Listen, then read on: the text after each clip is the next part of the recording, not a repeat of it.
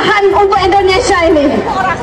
Kami bertanya, di manakah wahai anak-anakku, wahai para mahasiswa, wahai para pemuda?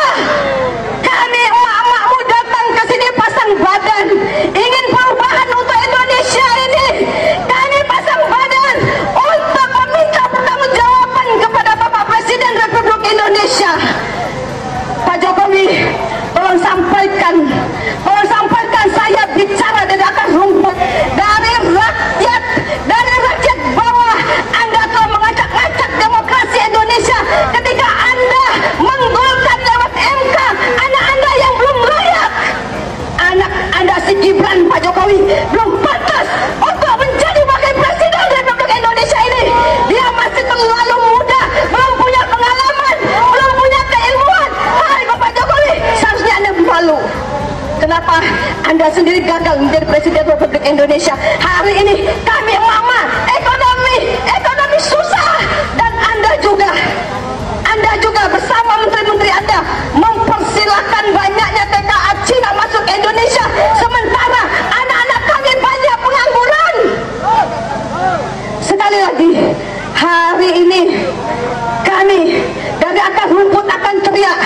Kami akan teriak, Bapak Jokowi, Anda sudah gagal menjadi Presiden Republik Indonesia. Selayaknya Anda mundur untuk memimpin negara ini, dan belum pantas anak Anda, baik dari misalkan anak Anda yang bernama Kaisang, memimpin satu partai. Sungguh, apa yang bisa dibawa oleh Kaisang? Kaisang belum pantas untuk menjadi pemimpin satu partai. Dan itu saja dari kami. Kami sekali lagi, kami hari ini datang dari daerah akan mengawal sidang MK ini sampai tegaknya keadilan, sampai didapatkan oleh. Jika hakim berlaku jujur, berlaku adil, maka tempatnya adalah di surga. Tapi ketika hakim berlaku tidak adil, tidak jujur, tempatnya ada di neraka. Sebelum neraka di akhirat, masuk dulu neraka di dunia, yaitu di penjara Cipinang. Allahu Akbar. Oleh karena itu, maka saya berharap kepada Bapak Ibu sekalian, sampai tanggal 22 hari terakhir MK harus memutuskan siapa yang bersalah, siapa yang benar. Bapak Ibu senantiasa harus ikut serta bersama-sama dengan Presidium untuk selalu meramaikan sampai 1 juta, 2 juta. Insya Allah MK akan mengubah pendiriannya kembali kepada hati nuraninya.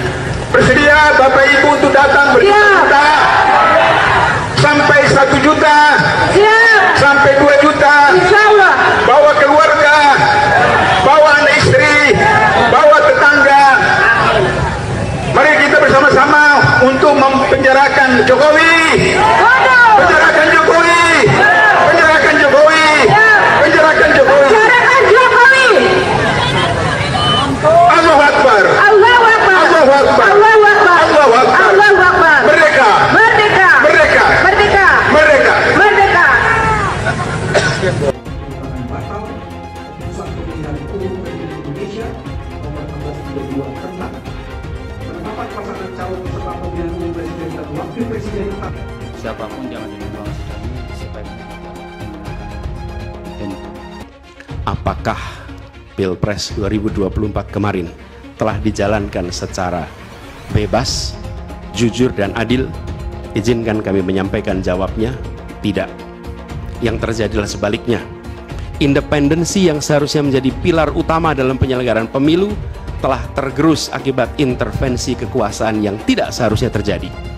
Penggunaan institusi negara untuk memenangkan salah satu calon yang secara eksplisit tidak memenuhi kriteria yang ditetapkan. Terdapat pula praktek yang meresahkan di mana aparat daerah mengalami tekanan, bahkan diberikan imbalan untuk mempengaruhi arah pilihan politik, serta penyalahgunaan bantuan-bantuan dari negara, bantuan sosial yang sejatinya diperuntukkan untuk kesejahteraan rakyat, malah dijadikan sebagai alat transaksional untuk memenangkan salah satu calon. Bahkan intervensi ini sempat merambah hingga pemimpin Mahkamah Konstitusi. Ketika pemimpin Mahkamah Konstitusi yang seharusnya berperan sebagai jenderal benteng pertahanan terakhir, menegakkan prinsip-prinsip demokrasi terancam oleh intervensi, maka pondasi negara kita, pondasi demokrasi kita berada dalam bahaya yang nyata. Kami menuntut panjenengan mau menandatangani pernyataan mendukung hak angket dan pemakzulan Jokowi. Bagaimana? Dan panjenengan sebagai Bapak Ketua DPR mau bersama dengan rakyat menyampaikan aspirasi panjenengan.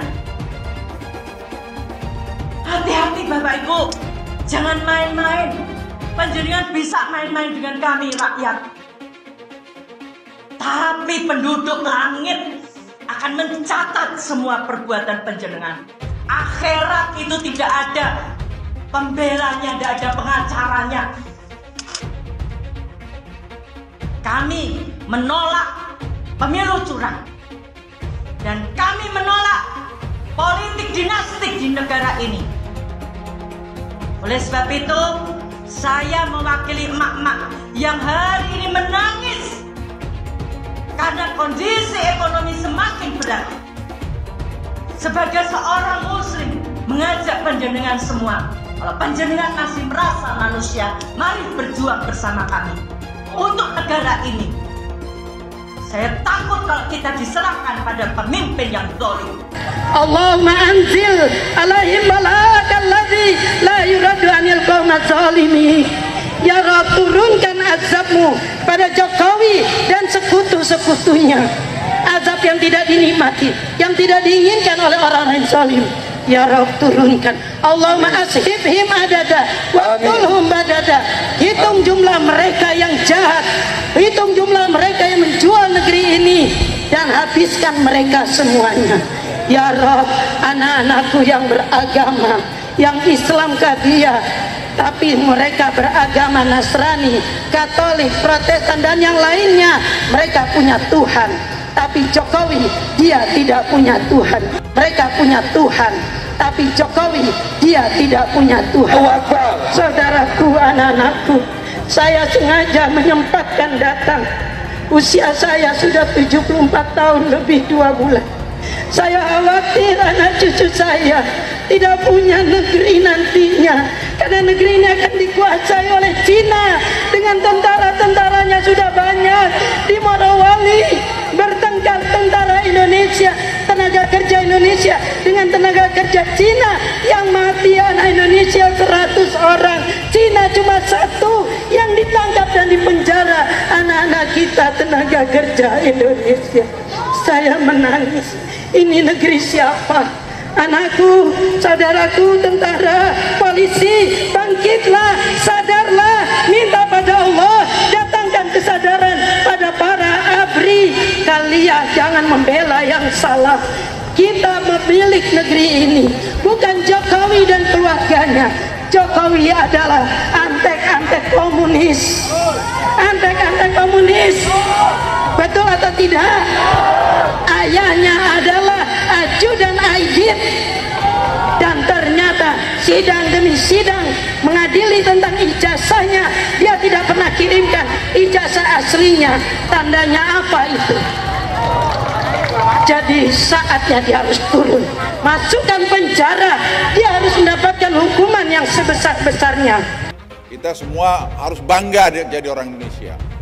Ya, kita kritik bangsa kita, tapi kritik yang membangun. Jangan kritik merasa semua jelek, semua jelek. Kalau jelek pindah aja kalau dari Indonesia. Ya, saya suka kesel juga kadang-kadang bilang ini kurang Allah. Aku tanya juga, saya lihat sekarang, dulu waktu dia jadi pejabat apa kerjanya, tak jelas juga. Kan sekarang jejak digital kamu kan kelihatan. Jangan sombonglah kau, bicara-bicara kritik-kritik kau, you have done nothing. Atau mungkin the other way around, kau juga mencuri waktu kau menjabat. Masih terus kita perbaiki di sana-sini. Kalau sempurna ya pasti belum lah. Kalau sempurna kau di sorga aja nanti. Siapa yang mau ke sorga duluan silakan. Nyuruh kita untuk wajib pilih Anies. Gak masalah, itu adalah hak dia. Yang jadi masalah alasannya. Dia bilang kita wajib milih Anies karena Anies Baswedan itu Imam Mahdi. Ini makanya buat yang ngomong kayak gitu, gua saranin mending tobat dah. Habis itu mikir, sejak kapan Imam Mahdi kalah sama Prabowo? Oh, Prabowo kalah gimana lawan Dajjal, Bang? Ya Allah.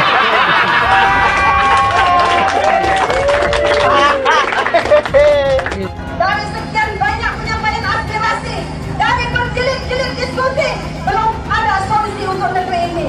Maka kami emak-emak atas nama aliansi masyarakat yang peduli dengan negeri ini, tidak ada jalan lain bahwa pemimpin yang rusak, pemimpin yang tidak tahu malu, hanya satu jalannya, yaitu semuanya duduk di kantor DPR itu, duduk di sana, kuasai data dan minta kepada Puan Maharani untuk bukan memakzulkan Jokowi, tetapi lengserkan Jokowi, mundur Jokowi dari sebagai pemimpin. Apa gereja? Ini apa? Kok saya agama Islam Betawi. Kita dibohongin selama 10 tahun, pembohong lagi. Ada apa dengan gereja, Pak? Masalahnya Jokowi itu Cina banyak.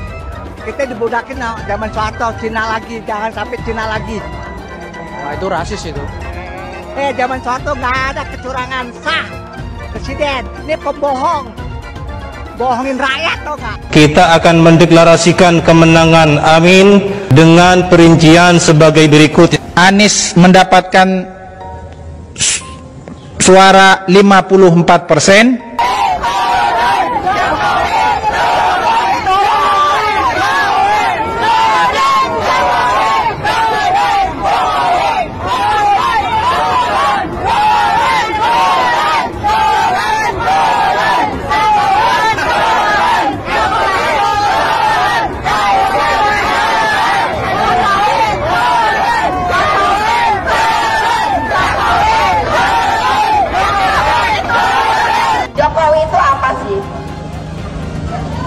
Jokowi itu apa? Ya Allah, yaitu seperti boneka golek, ditata ke sini ditata ke sini tapi sebenarnya lebih pinter anak saya loh. Bener apa enggak? Lebih pinteran anak saya, anak TK. Masa 1 ditambah 1 berapa? Dia bilang 11. 1 ditambah 1 buat 11. Otaknya di mana? Otaknya di mana? Goblok kalian, tolol kalian. Ngaku profesor, masa 1 tambah 1 kok 11? Goblok apa enggak? Tolol apa enggak? Saya menentang politik identitas karena bagi saya politik identitas dengan membawa agama itu mempermainkan agama, mengajak-ngajak orang untuk ikut demi agama, padahal yang ngajak ini sebetulnya mencari dunia, yaitu jabatan dunia. Kepada orang banyak katanya ngajak-ngajak, kalau ikut saya masuk surga, nyoblos saya masuk surga, tidak nyoblos saya neraka, tidak berhak disalati kalau mati misalnya. Ini mempermainkan agama. Mau jadi apa kita tanpa amin? Mau jadi apa kita tanpa amin? Mau jadi apa kita semua tanpa amin? Apa kata dunia Indonesia tanpa amin? Alhamdulillahirrahmanirrahim. Amin. Emang yang punya surga kelompoknya pendukung Pak Anies? Hah? Iya. Ngapain lama-lama di dunia? Ngapain? Kalau katanya dijamin masuk surga, pihak kami 01 sudah menang, tapi dikebongkan. Biadab KPU, biadab KPU. Jangan pengadab KPU. Kalian keluar. Jangan jadi pecundang. Kalian tuh pecundang. Kemarin 2019 kami asli membela Prabowo. Kami jadi gembel. Kami tidur di jalanan pakai kardus. Tapi aku perjuangkan. Dia akhirnya masuk ke tumberan yang sama. Dia apa? Dia nggak tahan dengan oposisi. Sekarang aku perjuangkan 01. Aku perjuangkan Anies Baswedan. Kami perjuangkan Bapak Anies Baswedan itu udah menang. Lawan dia. Lawan. Wahai KPU, dengarkan suara hati rakyat. jangan pernah membuka pembicaraan atau berdebat dengan pendukung 01. Karena capek, beneran capek. Mereka itu kalau berdebat nggak apple to apple, selalu bawa-bawa agama. Seolah-olah mereka mengkotak-kotakan dirinya sebagai pendukung dengan agamanya yang kuat dan lebih soleh daripada pendukung paslon-paslon yang lain. Jadi kan percuma ya, kalau kita berdebat pun tidak debat yang nyambung. Kan mereka ini kemarin bilang bahwa Anies Baswedan ini Imam Mahdi. Terus kemarin kampanye juga bilang bahwa malaikat Jibril sudah merestui Anies Baswedan ini sebagai hambanya Allah yang ditunjuk untuk memimpin negara ini. Nanti lama-lama mereka dipanggil sama malaikat Israel. Suara Anda jangan mau dibeli, itu menguntungkan oli. Marilah kita tegakkan Indonesia bukan milik dinasti, Indonesia bukan milik. Gak belok-belok, gak belok-belok. Gak milih Anies masuk neraka. Ya, emangnya Anies malaikat? Emangnya Anies Allah? Dia juga belum tentu di belakang kita mah. Kan ya, anaknya aja boro-boro pakai jilbab, Ibu. Anaknya aja gak pakai jilbab. Iya. Nih, masalah surga dan neraka hanya Allah yang tahu. Barangkali jangan salah, Prabowo kan haji. Jangan merasa dia paling hebat. Jangan belikan agama. Kita capres-capres aja. Nasional. Tadi viral itu. Gitu. Indonesia aku maju. Bisa aja ya nggak? Sekarang berubah, apa yang dirubah? Purwakarta ya Purwakarta aja, nggak bisa ada jadi yang lain-lain. Harus maju. Bukan dirubah, dimajukan. Ya nggak? Capek-capek belajar agama, capresnya Imam Mahdi. Bener-bener aja, rugi dong. Yaitu Abah mengutus 1000 malaikat. 1000 malaikat. Dari 1000 malaikat, yang satu malaikat membawa 1000 malaikat. Berapa itu di sebelahnya? 1 juta. Kita akan mencoblos pilihan Allah dan Rasulnya. Siapa Imam Mahdi?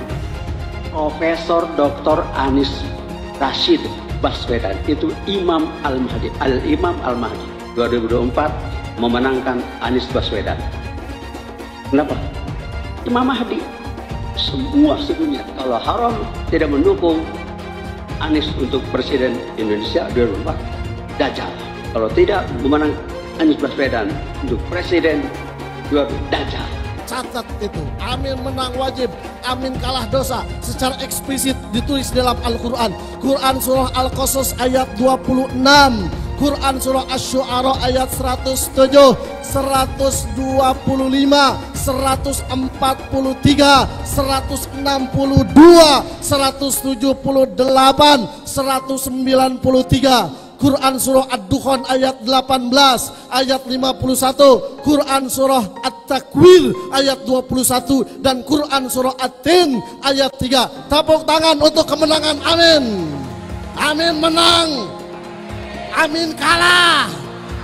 Catat itu, amin menang wajib, amin kalah dosa. Kata amin disebut 14 kali di dalam Al-Quran, terdapat di dalam 8 surah. Insya Allah ini menjadi isyarat bahwa pada tanggal 14 Februari 2024 Bapak Anies akan menjadi presiden yang ke-8 dan Pak Muhaimin akan menjadi wakil presiden yang ke-14. Tepuk tangan.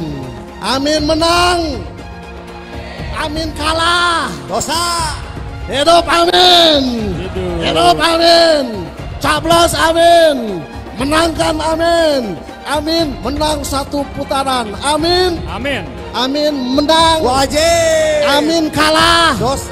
Amin menang. Amin. Amin kalah. Dosa.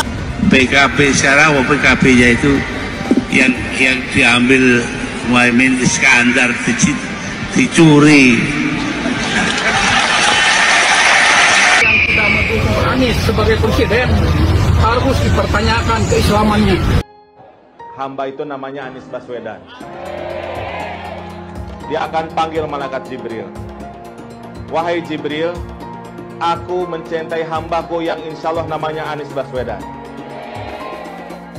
Kabarkan kepada seluruh umatku, seluruh makhlukku, bahwa aku mencintai Anies Baswedan.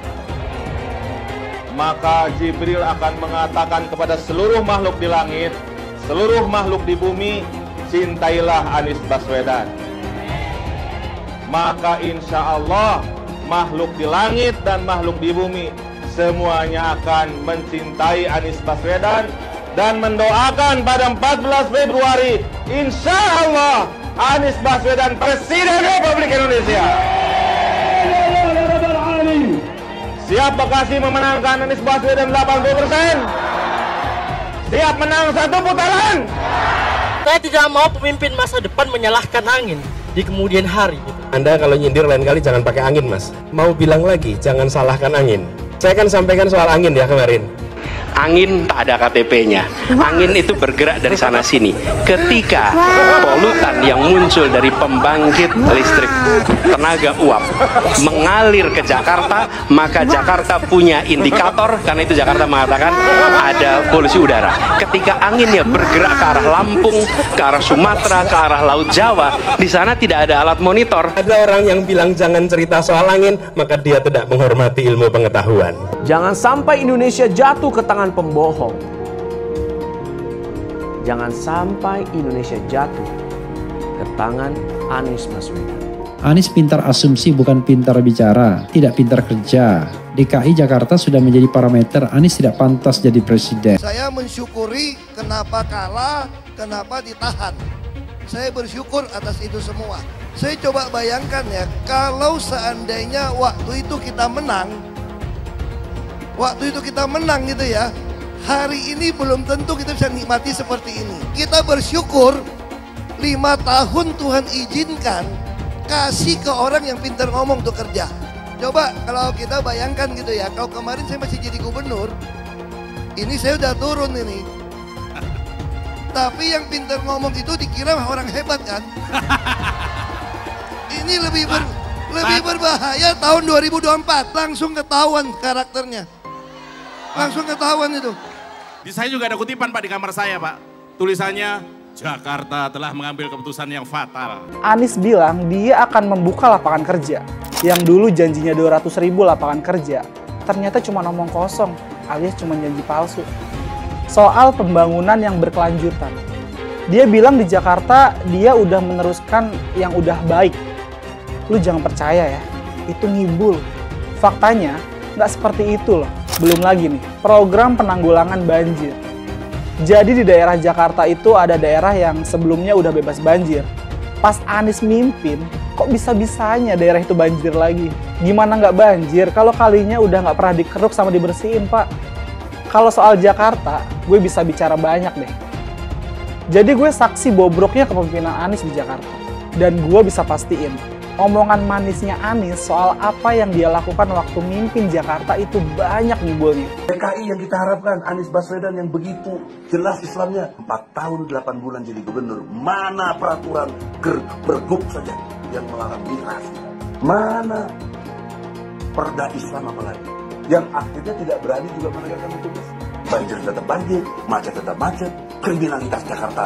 Anda tahu, 2 menit sekali terjadi pencurian. Sekarang orang sedang euforia, dia mau dicapreskan. Bagaimana umat terjebak lagi, bodoh lagi, masuk lagi. Kalau misalnya memang Anies itu mau maju dan dia tekad mau menegakkan hukum Islam dan menyatakan perlawanan, saya penuh. Tapi dia tidak lakukan itu. Bapak Politik Identitas Indonesia Anies Baswedan, Bapak Intoleransi Indonesia Anies Baswedan, jangan lupakan, jangan terlena, jangan sampai dia pecahkan kita dengan dagangan ayat dan mayatnya. Air itu turun dari langit, turunnya ke atap rumah langsung sumur bor, bukan ke sungai dan ke laut. Jangan hanya konsentrasi pada pembangunan benda-benda mati yang indah difoto dan bisa ditunjukkan dalam 5 tahun hasilnya. Kalau kita mau menilai sebuah janji, maka lihat janjinya atau lihat kenyataannya. Dulu janjinya apa ya? Dan ini aneh, betul-betul aneh. Ini bukan kampanye, tapi saya sampaikan di sini. Di satu sisi menyiapkan jalur-jalur air untuk dikirim ke laut, di sisi lain di lautnya dipasang dengan pulau reklamasi, tinggal tunggu waktu jadi rob, air balik. Dan ini melawan sunatullah. Kenapa? Air itu turun dari langit ke bumi, bukan ke laut. Harusnya dimasukkan ke dalam bumi, masukkan tanah. Di seluruh dunia air jatuh itu dimasukkan ke tanah, bukan dialirkan pakai gorong-gorong raksasa ke laut. Jakarta telah mengambil keputusan yang fatal. Bukan banjir, itu memang parkir air. Bukan banjir, itu memang parkir air. Masyarakat berkeliling dengan membawa toa untuk memberitahu semuanya, termasuk sirine. KAI Bond 82 miliar. Apa alat transportasi yang dimiliki oleh hampir setiap orang? Alat transportasi yang dimiliki semua orang adalah kaki. Kalau seandainya orang Jakarta percaya Pak Anies jadi gubernur pun, saya berani jamin kok dia akan lakukan normalisasi yang sama seperti saya lakukan kok. Gak usah bohong lah. Ketika air sampai di muara, maka siap untuk dipompa ke laut. Pancasila Soekarno, ketuhanan ada di pantai. Anak Tuhan dari mana? Kalau Yesus anak Tuhan, bidangnya siapa? Besok di seluruh wilayah Indonesia kami katakan dan Iblis hanya menggoda orang yang beriman. Makanya jarang-jarang orang kafir kerasukan setan. Yang kerasukan setan itu orang baik-baik. Jarang, saya belum pernah nengok Cina kerasukan setan. Pernah tak Ahok itu kerasukan setan? Enggak, setannya juga. Karena sesama setan dilarang saling menggoda. Karena di salib itu ada jin kafir. Haleluya. Kepalanya ke kiri apa ke kanan?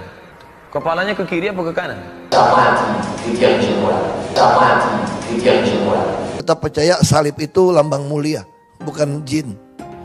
Kok ketawa? Aku nggak nyindir siapa-siapa loh. Saya nggak pernah mundur untuk kebenaran, keadilan, kejujuran, dan peri kemanusiaan. Gue nggak pernah mundur.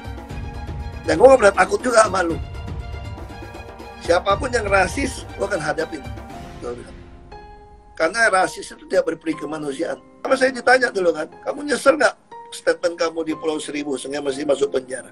Tidak pernah nyesel, karena saya mengatakan kebenaran. Anies menuduh Jokowi melakukan penjagalan. Padahal Anies lupa pada rekam jejaknya sendiri di tahun 2017, di mana Anies melakukan penjagalan terhadap Ahok. Semua cara dilakukan, termasuk melakukan politik identitas berbasis agama, sampai-sampai menggunakan kelompok FPI, HTI, dan kelompok intoleran lainnya. Sudah barang pasti, Anies tidak akan melanjutkan program-program Jokowi. Legasi-legasi dari Pak Jokowi akan dihancurkan oleh Anies. Programnya akan diacak-acak oleh Anies Baswedan. Lihat Jakarta, hancur semua. Semisalnya Anies menang, maka Ibu Kota Baru atau IKN nggak akan jalan. Pembangunan akan di-stop. Kita bisa melihat rekam jejak Anies saat menjabat di Jakarta selama 5 tahun. Tidak ada satupun janji yang dipenuhi dan tidak ada kinerja yang bisa dibanggakan. Dari DP 0%, GOC, kelebihan bayar, Formula E, banjir, sumur resapan, jalan rusak, dan gonta-ganti nama jalan. Jika Anies menang, maka FPI dan HTI, Ormas Khilafah, akan kembali. Apa kita mau Pancasila diganti oleh Khilafah? Bagian Indonesia Timur yang mayoritas non-Muslim pasti tidak akan setuju dengan Khilafah. Mungkin Indonesia akan bubar jika Anies memimpin. Perkataan Ahok sudah terbukti dan Jakarta sudah menjadi korban. Jangan biarkan Indonesia menjadi korban kibulan Anies Baswedan. Cobalah kita lihat ya di dalam formulir mereka kan, mereka mengatakan bahwa seakan-akan itu keterpilihan Prabowo itu karena kecurangan atau karena ada bansos. Ini kan sangat melukai hati rakyat Indonesia kan. Coba bayangkan, rakyat Indonesia sudah memberikan pilihannya dan mereka memilih Prabowo dari hati nuraninya sendiri. Merdeka dia memilih, tidak ada yang paksa, ya kan? Dia bebas memilihnya. Tiba-tiba dikatakan, oh itu karena curang. Nah ini terluka hati bangsa Indonesia seperti itu. Jadi saya pikir kita tetap juga harus berhati-hati, harus mempertimbangkan bagaimana perasaan rakyat Indonesia yang sungguh-sungguh dari hatinya yang paling dalam memilih dan mencintai Prabowo, Subianto dan Gibran, begitu loh. Baik, kita jadi masuk ke... saya tetap optimis, saya percaya kepada Mahkamah Konstitusi, ya, dan dia akan memberikan putusan yang adil gitu. Pelajari permohonan-permohonan dari 01 maupun 03 yang selalu saya katakan itu adalah salah kamar. Saya yakini ini 8-0 nanti hakimnya, karena saya sih tidak pernah mikir Pak hakimnya, ya kan? Saya tidak pernah berpikir begitu. Saya anggap mereka itu semuanya adalah seorang hakim Mahkamah Konstitusi yang akan memutuskan secara adil. Jadi kalau saya perkirakan karena eksepsi yang kita ajukan ini adalah eksepsi absolut dan eksepsi cacat formil, di mana permohonannya ini seharusnya tidak diajukan ke MK tapi harus ke Bawaslu. Saya yakin mungkin perkiraan saya sih itu 8-0 ya. Semuanya lah hakim-hakimnya 8 orangnya itu akan setuju bahwa ini tidak bisa masuk ranah DMK. Itu perkiraan saya. Jadi yakin betul itu saya soal itu. Karena saya pikir kita kan menganut prinsip hukum positif kan gitu.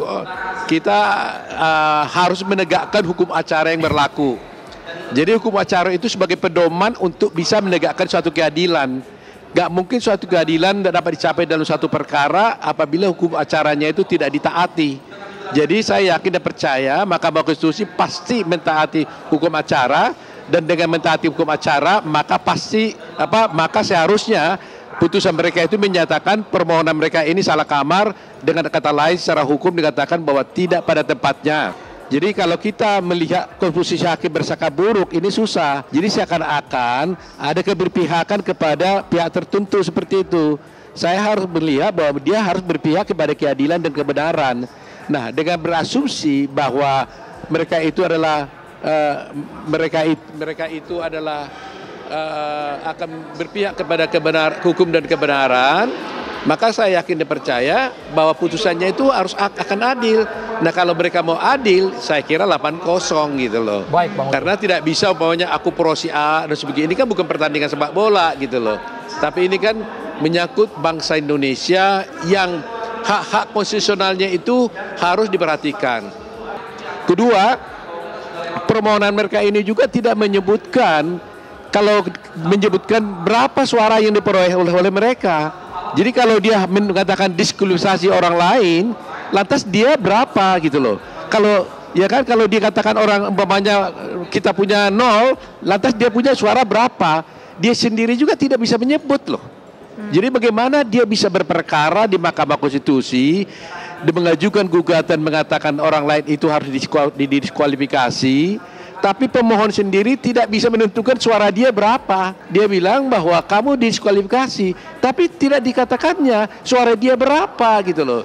Jadi saya pikir ya, saya yakinilah dari segi logika gampang pun, saya yakini Mahkamah Konstitusi itu 8-0 lah menurut saya ya. Yang kami sampaikan hari ini sebenarnya adalah sudah cukup menjelaskan bahwa betapa sebenarnya Mahkamah Konstitusi tidak berwenang untuk bisa memeriksa perkara ini. Jadi sebenarnya kalau itu dilakukan itu lebih baik gitu loh, karena akan tidak menguras waktu dan tenaga kan. Karena toh dari awal dia udah tahu tidak akan bakal bisa diterima, kenapa tidak dari awal saja? Kenapa harus dicapek-capekin? Umpamanya nanti ada ahli, ada saksi dan sebagainya.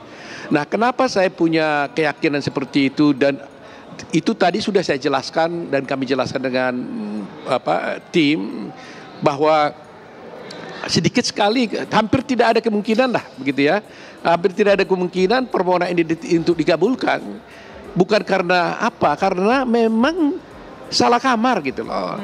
Tapi saya harus berpikir positif gitu loh. Nah, berpikir positifnya adalah sejelek apapun itu hakim konstitusi, dia kan tetap harus berpandangan tentang kebaikan buat bangsa ini. Hukum acara itu biar bagaimanapun tidak bisa dilanggar. Kalau hukum acara dilanggar, pasti keadilan itu tidak bisa tercapai.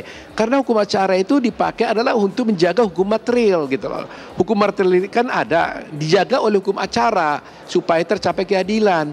Nah, hukum acara yang di sini udah tegas mengatakan kalau ada perkara tes M, pelanggaran seperti itu harus diajukan di Bawaslu. Kemungkinan besar ya boleh pastikan lah ya, pasti akan tidak diterima gitu loh. Sehingga saya bertanya sekarang ini, kenapa sih mereka ini tidak mengajukan ke Bawaslu selama ini? Jokowi takut legasinya dirusak Anies Baswedan. Lihat Jakarta, hancur semua. Lihat saja misalnya di Jakarta, Anies menghancurkan semuanya. Legasi-legasi dari Pak Jokowi akan dihancurkan oleh Anies. Programnya akan diacak-acak oleh Anies Baswedan. Wajar-wajar saja jika Jokowi dalam pusaran ketakutan ketika masa kekuasaan berakhir di tahun 2024. Sudah barang pasti, Anies tidak akan melanjutkan program-program Jokowi. Semisalnya Anies menang, maka Ibu Kota Baru atau IKN nggak akan jalan. Pembangunan akan di-stop. Legasi-legasi Jokowi akan hancur. Anies menuduh Jokowi melakukan penjagalan. Padahal Anies lupa pada rekam jejaknya sendiri di tahun 2017, di mana Anies melakukan penjagalan terhadap Ahok. Semua cara dilakukan, termasuk melakukan politik identitas berbasis agama, sampai-sampai menggunakan kelompok FPI, HTI, dan kelompok intoleran lainnya. Anies Baswedan sampai nekat berkoalisi dengan ormas preman berjubah agama. Di tahun 2024, Anies Baswedan akan kembali menggunakan strategi di tahun 2017. Kelakuan-kelakuan relawan Anies yang menjalankan strategi ini masih pakai pola yang lama. Pola yang lama berupa membangun opini negatif terhadap pemerintah dan Komisi Pemilihan Umum. Curangan Anies lainnya adalah melakukan kampanye sebelum waktunya, di mana dia mengganti namanya menjadi head start untuk membingungkan publik. Atau kecurangan Anies Baswedan yang menggunakan jet pribadi saat kampanye di mana-mana. Berapa kecurangan dari biaya kampanye yang menggunakan jet pribadi? Apakah ini datang dari korupsi BTS yang dilakukan oleh Menkominfo dari Partai Nasdem? Tak main-main kecurangan maling atau korupsi yang dilakukan oleh Johnny G. Plate adalah sebesar 8 triliun rupiah. Suka tidak suka, senang tidak senang, sadar atau tidak sadar, pola Anies Baswedan ini sudah basi. Nampaknya para relawan Anies sudah tak punya cara atau metode lain dalam berkampanye, sehingga memainkan strategi playing victim. Memang basi sih strategi ini, tapi sangat terbukti ampuh, apalagi jika ditambahkan dengan jualan isu agama. Kita bisa melihat rekam jejak Anies saat menjabat di Jakarta selama 5 tahun.